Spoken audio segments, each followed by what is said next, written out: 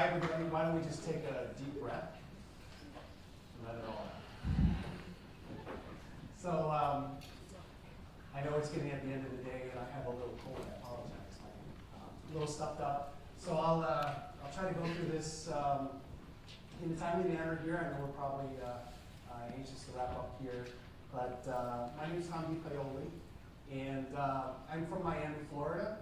So I thought this would be a nice photo to inspire the breathe and relax Zen part of this presentation. So that's a picture of Fort Lauderdale Beach. So people can that particular beach. So the weather's actually very beautiful here, so I'm not disappointed at all. A little bit about me. I am a digital analyst. I'm not necessarily come from the qualitative world, but my work spans working in the quant world and qual world, working with marketers primarily. A lot of my experience is in e-commerce, agency environment too. Currently I work with United Healthcare in the healthcare space, and been with them for about 2 years.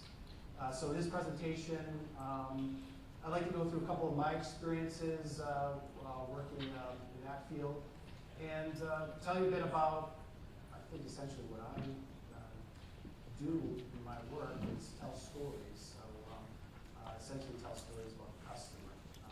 It's taking data from the digital space and both quantitative and qualitative data.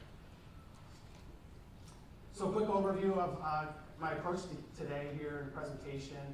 Talk a bit about the rise of data, essentially the title of the conference here. Revealing some of the customer needs from data. Rise of the customer, and fostering some of that kind of organizational empathy. And then I kind of took this to another level. It was interesting, the presentation prior to myself and Ross here, talking about artificial intelligence. I think I'm in agreement with him. Not quite confident that the help of artificial intelligence in market research will, but I kind of taken look at it the other way around, like to think about like the work that we do as analysts, qualitative, quantitative, digital, what have you. Our thinking can help build artificial intelligence in a way that hopefully, when in the far, potentially in the near future, but most likely probably in the far future, when these tools develop, that they'll develop in a way that will destroy us or cause problems, right? So that's, I think, kind of the idea du jour, right? To use some French here, of the moment is about artificial intelligence. Recently, some of the problems that it happens to cause in a lot of different fields, algorithmic problems. So I wanted to talk a bit about that and get some thinking and around that topic area. So thought it was really interesting. So a bit about data. I think this isn't really anything that's surprising to anybody. This is a neat pie chart that found an infographic on just the amount of data that happens in about 60 seconds. So the internet minute, right? So there's nothing surprising here. There's a lot of data. This is probably growing as we speak here. On all the types of data. A lot of it's unstructured. I think it's part of the challenge, right? I think Ross had mentioned that too, is the amount of data is unstructured, and there's multiple levels of meaning and constructs in that, so it's sometimes really difficult for us to get to the meaning or to get to information underneath it. A little bit about the data, and I'd like tie in some of the stuff that I've been working with United Healthcare with too. Some of the sources of data for qualitative, it's generally usability type sessions, I think, within the organization. These usability sessions, it's kind of cost prohibitive to have people go to a site, and many times they're shared through WebEx, right? Video type information sessions. Customer journeys, this is where in my world, kind of in digital analytics, taking some of the quantitative insights from that customer journey online, right, and building that and say, okay, here's what we're seeing, a customer as they go through a particular website, the steps that they're taking, what insights can we gain from that, but then working on the qualitative side. So what does that really mean? What kind of struggles are United Healthcare's experience? Is it individuals having a problem filling out a plan or engaging with a call center agent? So these type of questions come up beyond just looking at the numbers. Looking at existing enterprise data, a lot of this is unstructured too, right? Email data, chat conversations, voice data from the phone, in the moment online surveys, all this type of information is being used to gather this qualitative data points. A challenge again is this is really unstructured, right? You have the email conversation. There's some tools that we're using to get at some of those information to provide some construct. But many times it's reading through some of those chat logs or listening to a voice conversation over the phone, really to understand the level of happiness, but a lot of times frustration that go into play in some of these moments. In existing public data, social media, brand mentions online, marketing, competitive research, that type of information, that's a big part of understanding the market itself, understanding the business, how the business works within the constructs of the larger market too. Talk a bit about now the customer and this idea of organizational empathy. And I like this graphic too, looking at an individual, but it's kind of a sum of many, and there's many different voices out there and conversations out there. But I feel a lot of times it's just understanding at the individual level what's happening. So at United Healthcare and some of the other businesses that I work with, many times it's just simply watching the customer. I just mentioned a couple of presentations today too, right? Beyond, as qualitative researcher, but really encouraging others within the organization to do this, I found kind of brings, light some light bulbs in people's heads. It's like, many times working with developers or, QA testers, to get them involved and see like, what kind of experiences customers are having. This could be, a WebEx video, watching a customer, actually walking through and then trying to fill out or submit their information for a plan itself, right? To see the customer, what are they doing? Are they finding the right information? The gentleman who talked about the car headrest, I think was a great example there too, right? He says having the engineer, having the software developer see how a customer is actually using the tool, right? And what kind of struggles are happening with it. Follow the customer, and again, using digital analytics to do some of this. But as I just mentioned, actually going to the website yourself and walking through the process, trying to fill out information for a plan, contacting an agent, picking up the phone, maybe listening to a conversation, but engaging with an agent to see exactly what that experience is like.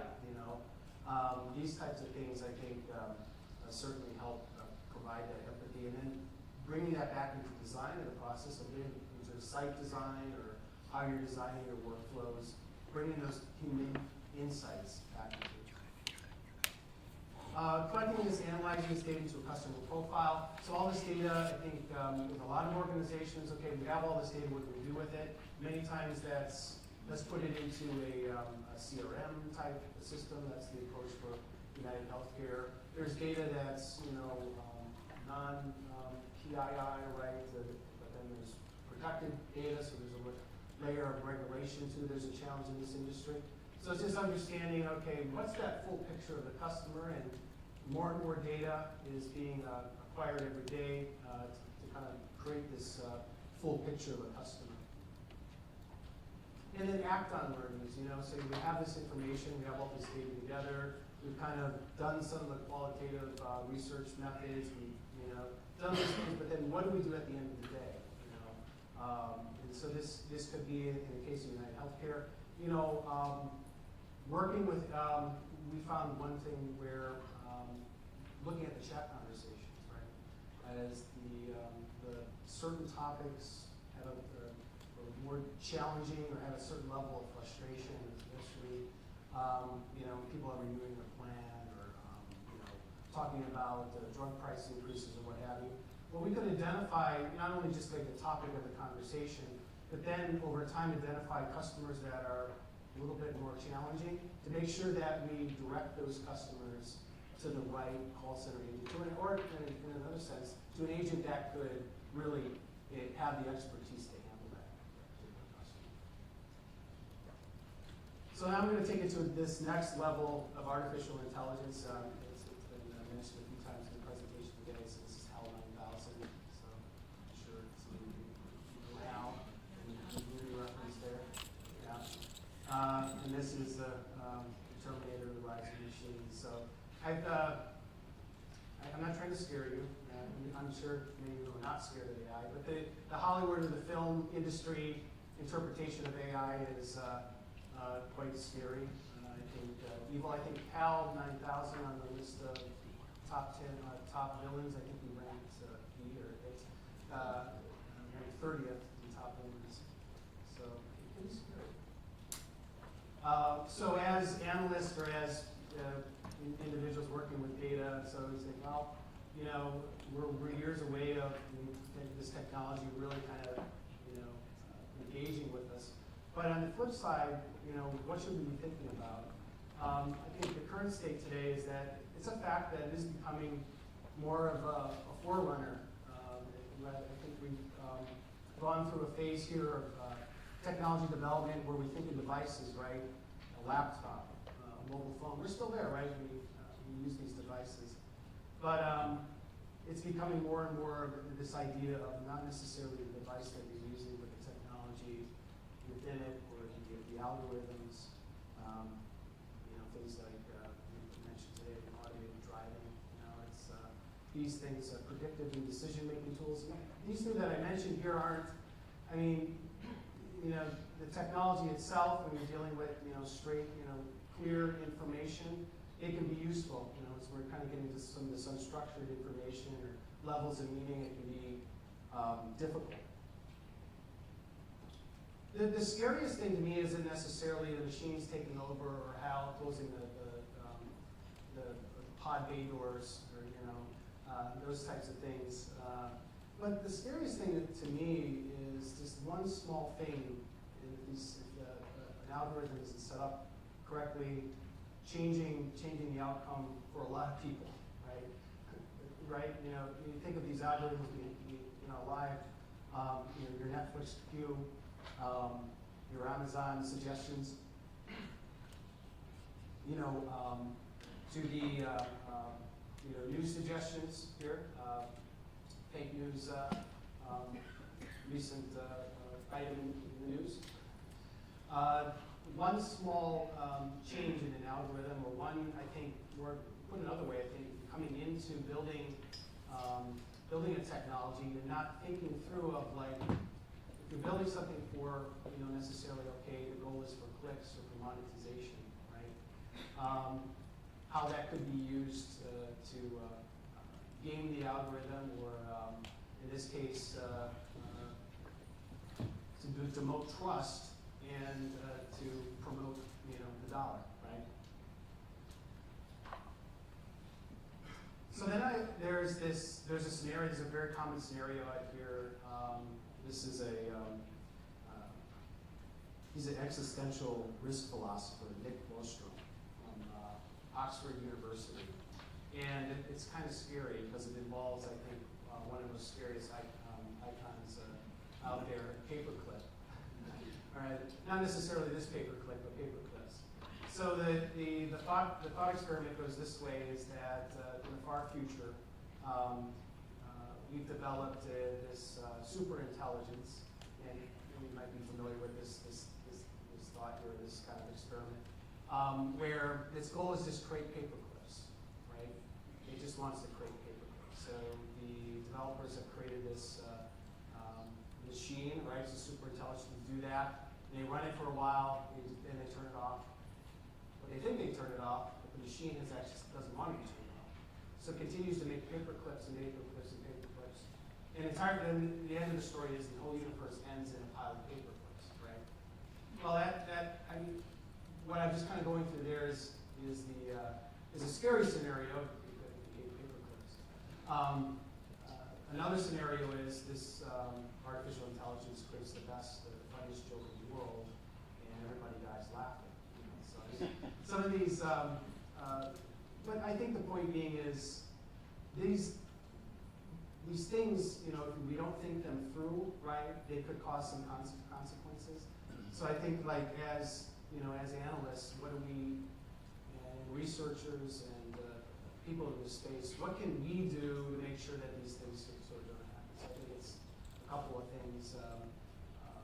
When we're thinking about how can we impart empathy or, I guess in a sense, safeguards into some of this, what can we pay attention to what we're kind of building out? Creating like an artificial intelligence that empathizes, with the customer, or has some sort of understanding of a human element to that. Early in my career, I was involved in a project where it was essentially creating a recommendation engine or shopping engine for a pet supplier, right? So you would add, an item to your cart, getting a suggestion, and a lot of different variables were taken into account. Price, what that individual customer had purchased before. But what if that person's dog had died, or their favorite pet had died, and you're making recommendations for that pet that just passed away? So these are just things that, they seem really simple today, but as this technology develops, I think some people, at this point think we're at the processing power of an insect, right? And potentially you get the processing power of a mouse's brain. There will be the day where we'll have some pretty hefty processing power behind us, but today would be the day to start to think through these things rather than years down the road. And that's why you hear these things like Elon Musk recently donated $10 million to avoid AI becoming evil. When I read that, I was like, what's this? It's doing that research. What it is making sure that we have the political, thinking, law, economics, those types of things at the table, at least, right, to avoid the universal paper clips. We count for all these situations, even the worst scenarios, right? And I think at the end, we want to build some of these technologies that are more thoughtful, compassionate, and humane, because it's in for our best interest, and as researchers. But as these tools develop, we want to be able to get answers or to do work from these tools that is really going to help us and to take in some of these human elements. And then just thank you for the picture of the beach there. Sure. Thank you.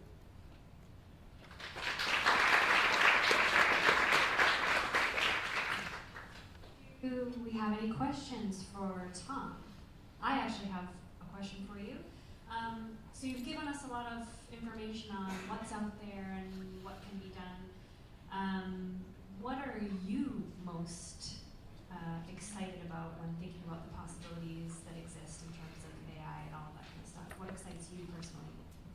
I think it's some of these, the tools are there to an extent. I think we're very close on a lot of things. I don't know how many people have actually pre-ordered a new Tesla. I don't know if anybody, maybe I'm the only one here to test the 3. No? Nobody? Some of those technologies, they're there, they're being developed, and that's exciting, so that, automated driving. And then, as a marketer, I think tapping into these tools is definitely exciting to have that available. So I think the thing for me is that we're on the forefront now, but it's not really defined yet. So it's exciting, but in a sense, it's a little scary because we don't really know where this could go. We don't know where it could develop, like as the technology develops. So I think it's exciting that we can be here on the forefront to create the framework for safety, but it's scary at the same time.